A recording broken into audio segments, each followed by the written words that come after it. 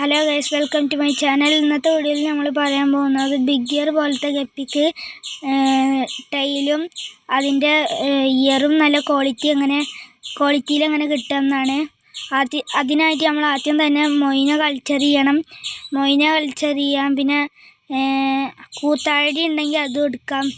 Moina വലിയ ചിലവൊന്നുമില്ല. Moina ഒരു culture വാങ്ങിയിട്ട് ഒരു ബേസണിൽ ഈസ്റ്റ് ഇട്ട് കലക്കിയിട്ട് ലേശം ഒഴിച്ചെടുത്താൽ മതി. അത് കുറേ ഉണ്ടായിക്കോളും മൊയിന.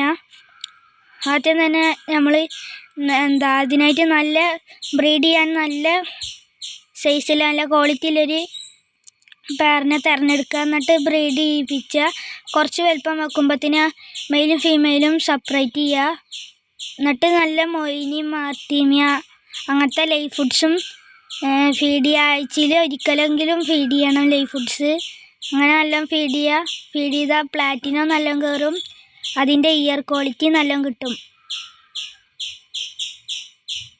ഇതിൽ കുറച്ച് ജുവനൈലുണ്ട്, കുറച്ച് ചിലത് അഡൾട്ട് ആയിക്കണു.